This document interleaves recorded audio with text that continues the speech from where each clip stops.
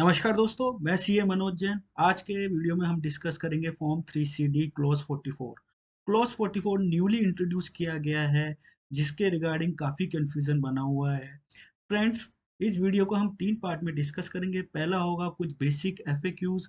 Second part में हम discuss करेंगे कि क्लॉज 44 में क्या इन्फॉर्मेशन हमको देनी है और उसको हम बुक्स ऑफ अकाउंट्स और अपनी जीएसटी रिटर्न से कैसे ड्राइव कर सकते हैं। थर्ड, इस क्लॉज का इंट्रोड्यूस करने का पर्पस क्या है गवर्नमेंट का। फ्रेंड्स, स्टार्ट करते हैं बेसिक एफएक्यू से। इस क्लॉज में जो हमको इन्फॉर्मेशन देनी है वो कौन सी ऑडिट रिपोर्ट के लिए देनी है। अगर मैं बोलूँ कि 31 मार्च 2020 की एक ऑडिट रिपोर्ट 31 मार्च 2022 के बाद में रिवाइज की गई है और सर्टिफाइड की गई है, तो क्या ये क्लोज एप्लीकेबल होगा? यस फ्रेंड, मेरे हम्बल ओपिनियन के अकॉर्डिंगली 31 मार्च 2022 के बाद कोई भी ऑडिट रिपोर्ट अगर साइन की जाती है तो उसके लिए एप्लीकेबल होगा ये क्लोज। फ्रेंड्स, सेकंड क्वेश्चन आता है कि इसके अंदर जो एक्सपेंडिचर की डिटेल्स हमें देनी है उसमें कैपिटल और रेवेन्यू दोनों एक्सपेंडिचर इंक्लूड करने हैं। यस, उसमें दोनों एक्सपेंडिचर हमको इंक्लूड करने हैं। कुछ एक्सेप्शंस हैं जो नीचे हम लोग देखते हैं। प्रॉफिट प्रॉफिट एंड लॉस के एक्सपेंडिचर को आप रेफर कीजिए और जितना भी आपके फिक्स असेट्स में एडिशन हुआ है उसको इस क्लोज के लिए इंक्लूड कीजिए। फ्रेंड्स, तीसरा जो इम्पोर्टेंट क्वेश्चन आता है, हमारे पी&एल में salary, depreciation, provision of doubtful debts देखे जाते हैं, तो क्या उसको भी इस क्लोज के लिए इंक्लूड करना है? फ्रेंड्स, डेप्रिसिएशन और प्रोविजंस जो होते हैं वो अलाउंस नेचर्स के होते हैं। मेरे अकॉर्डिंगली डेप्रिसिएशन और प्रोविजंस को जो है इस क्लोज के लिए रेफर नहीं करना है। सैलरी के सैलरी को समझने से पहले हम क्लोज 44 को एक बार देखते हैं। क्लोज 44 जो 3CD की यूटिलिटी आई है उसमें अगर हम देखें और जो फॉर्म में भी आया है उसके अंदर अगर हम देखें तो एक वर्ड्स इसमें बार बार मेंशन किया है, वो है entities register under GST entities. Entities not register under GST. Friends, entities का मतलब क्या है कि एक बिजनेस अगर दूसरे बिजनेस से कुछ ट्रांजेक्शन्स कर रहा है तो उसमें कमर्शियल एसेंस होना चाहिए उस ट्रांजेक्शन्स के अंदर। जब एक एम्प्लॉयर एम्प्लॉय को कोई सैलरी प्रोवाइड कराता है तो उसमें कोई भी कमर्शियल एसेंस नहीं होता है, वो एक एम्प्लॉयर एम्प्लॉय का रिलेशन होता है। तो मेरे अकॉर्डिंगली सैलरी जो है 44 क्लोज का पार्ट नहीं बनेगा, बट इसमें काफी डिबेट है। बट मेरे अकॉर्डिंगली, बिकॉज ये कोई एंटिटी वर्सेस एंटिटी का ट्रांजेक्शन्स नहीं है, so according to me salary clause 44 का पार्ट नहीं बनेगा। इसी प्रकार से अगर हम दूसरा एग्जांपल लें, interest paid on loan loan receive from individual. So काफी सारी एंटिटीज जो होती हैं वो इंडिविजुअल से लोन लेती है। उस इंडिविजुअल पर्सन का काम बिजनेस करना नहीं है, वो जस्ट अपनी मनी को लैंड करता है एंटिटीज में। सो ये भी आपका क्लोज 44 का पार्ट नहीं बनेगा। लेकिन अगर आपने कोई लोन लिया है बैंक से, सो वो क्लोज 44 का पार्ट बनेगा, क्योंकि उसमें कमर्शियल ट्रांजेक्शन्स होता है। बैंक का मोटिव भी उसके अंदर प्रॉफिट अर्न करना होता है, वो अपने बिजनेस कर रहे होते हैं। तो ये जो है आपका क्लोज 44 का पार्ट बनेगा। अब नेक्स्ट जो इम्पोर्टेंट क्वेश्चन आता है, जब फाइनेंशियल ईयर एंड होते हैं तो हम काफी सारे प्रोविजंस बनाते हैं, जैसे कि ऑडिट सर्विस का प्रोविजन बनाया, परचेज का प्रोविजन बनाया। जब हम लोग ये प्रोविजंस बनाते हैं तो हम एक सिंपल सी एंट्री पास करते हैं। फॉर एग्जांपल, अगर हम ऑडिट का प्रोविजन क्रिएट कर रहे हैं तो ऑडिट एक्सपेंस अकाउंट दिया to provision of audit fees account credit. Friends, अगर आप इस एंट्री को देखते हो तो इसमें कहीं भी एंटिटी का नाम नहीं आ रहा है। अगर एंटिटी का नाम ही नहीं आ रहा है तो हम तो ये आइडेंटिफाई नहीं कर पाएंगे कि वो रजिस्टर है या अनरजिस्टर। तो ये रजिस्टर एंटिटी होगी, but at the time of entry हमको पता ही नहीं है कि रजिस्टर है कि अनरजिस्टर। तो इस केस में इसको हमको रजिस्टर एंटिटी में दिखाना है कि अनरजिस्टर एंटिटी में दिखाना है। मेरे हम्बल ओपिनियन के अकॉर्डिंगली ये जो प्रोविजंस हैं, जितने भी प्रोविजन क्रिएट हो रहे हैं, ये अनरजिस्टर एंटिटी में जाएंगे, because at the time of entry passing हमको ये पता ही नहीं होता है कि वो रजिस्टर है या अनरजिस्टर है।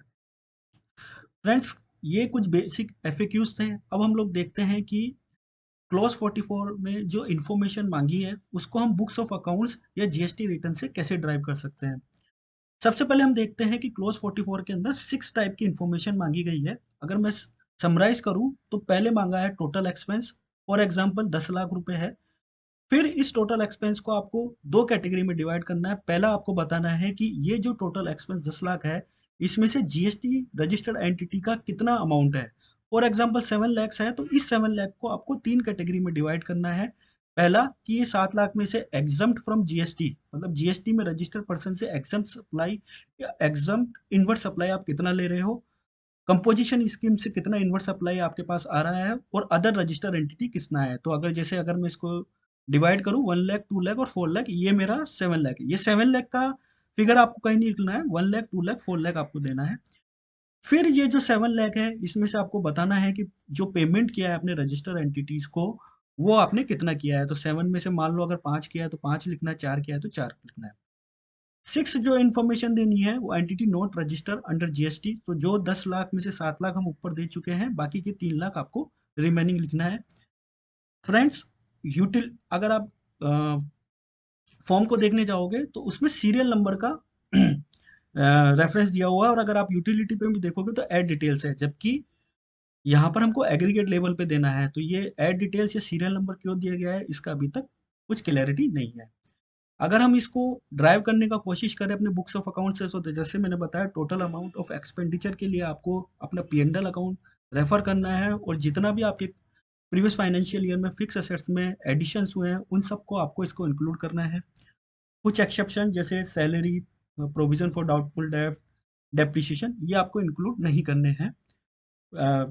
अपने जो भी आपके ऑडिटर्स हैं उनसे कंसल्ट कर लीजिए कि इंक्लूड करना है या नहीं करना है। सेकंड जो इंपॉर्टेंट चीज आती है, अब हमको उस 10 लाख में से 7 लाख ये बताना है कि रजिस्टर एंटिटी से कितना है जो जीएसटी में है। तो जैसे जीएसटी में रजिस्टर एंटिटी का नाम आता है तो ये मान के चलिए या तो उसकी इन्फॉर्मेशन 2A 2B में रिफ्लेक्ट होगी, या फिर हमने कहीं ना कहीं उस इन्फॉर्मेशन को अपने जीएसटी 3B में दिया होगा। सो जो गुड्स और service exam from GST inward supply है, और गुड्स जो रिसीव हो रहे हैं कंपोजिशन स्कीम के लिए, जीएसटीआर 3B में टेबल नंबर एक 5 होती है जो इस प्रकार की इंफॉर्मेशन मांगती है। अगर हमने ये इंफॉर्मेशन अपने जीएसटीआर 3B में दिया हुआ है, सो हम वहां से इस इंफॉर्मेशन को इस क्लोज को फाइल करने के लिए यूज कर सकते हैं। GSTR 3B table 5 from a supplier under composition scheme exempt nil rated और नॉन जीएसटी की इंफॉर्मेशन मांगती है, डिवाइड करती है इंटरस्टेट और इंटरस्टेट में। क्लोज 44 में हमको इसको क्लब करके देना है, कोई इंटरस्टेट सेपरेट नहीं देना है। इसी प्रकार से expenditure related to other registered entity, तो जैसे मैंने बोला कि जो भी जीएसटी में रजिस्टर्ड एंटिटी होगी वो अपने जीएसटीआर 1 फाइल करेगी तो हमारे 2A 2B में रिफ्लेक्ट होगा। इसके साथ साथ इसमें आरसीएम की इन्वॉइसेस भी रिफ्लेक्ट होगी, तो वो भी इंफॉर्मेशन हमको यहाँ पर देनी है, क्योंकि वो भी हमारा एक्सपेंडिचर का पार्ट बनता है प्रॉफिट एंड लॉस का। तो उसके लिए उसको भी इसका यहाँ पर इंक्लूड करना है। Total payment to register entity, ये हमको मार्च 2022 तक देखना है कि हमने जो रजिस्टर एंटिटीज को पेमेंट किया है वो कितना किया है, और उसका इन्फॉर्मेशन ये देना है। तो ये 7 लाख का ही बायोफिकेशन आपको यहाँ पर देना है। Expenditure relating to entity not registered under GST, तो जो रिमेनिंग बच जाता है, जैसे 10 में से 7 इन्फॉर्मेशन हमने दे दिया, 3 लाख रुपए जो बच गया वो उसका इन्फॉर्मेशन हमको देना है। फ्रेंड्स, इस क्लोज को इंट्रोड्यूस करने का क्या पर्पज है, मेरे अकॉर्डिंगली दो इंपॉर्टेंट चीज जो निकल के आ रही है। फर्स्ट, हम यहाँ पर दे रहे हैं कि रजिस्टर एंटिटी से कितना परचेस किया और कितना पेमेंट किया, तो जो रिमेनिंग पोर्शन जो बच जाता है, गवर्नमेंट में भी इस इंफॉर्मेशन को जीएसटी ऑफिशियल्स के पास भेजे अगर उसमें सब्सटेंशियल डिफरेंसेस आ रहे हैं कि 50 लाख का परचेज किया लेकिन उसके अगेंस्ट में 5 लाख का ही पेमेंट हो रहा है, 45 लाख का पेमेंट ही नहीं हो रहा।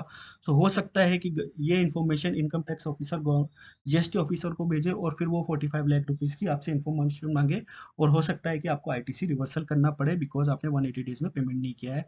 इसी प्रकार से रेशो रजिस्टर और अनरजिस्टर्ड एंटिटी से आप कितना परचेज कर रहे हैं उसका रेशियो देखा जाए। सपोज करो 10 लाख का आपने परचेज किया और उसमें से पता चल रहा है कि 6 लाख रुपए आप अनरजिस्टर्ड पर्सन से परचेज कर रहे हो, बिकॉज अनरजिस्टर्ड काफी कुछ ऐसे एक्सपेंसेस होते हैं जिनको इन्फ्लेटेड किया जाता है अनरजिस्टर्ड पर्सन के नाम पे दिखा के। तो गवर्नमेंट, तो हो सकता है इनकम टैक्स ऑफिशियल्स आपसे इस प्रकार की इंफॉर्मेशन भी मांग सकते हैं, आपसे पूरा उनका लेजर लिया जा सकता है। तो गवर्नमेंट, तो 44 क्लॉज 44 जीएसटीआर 3B का जो समरी था वो इस वीडियो में हमने देखा। अगर वीडियो अच्छा लगा हो तो वीडियो को लाइक कीजिए, अपने दोस्तों के साथ शेयर कीजिए, चैनल को सब्सक्राइब कीजिए, बेल आइकन को प्रेस कीजिए।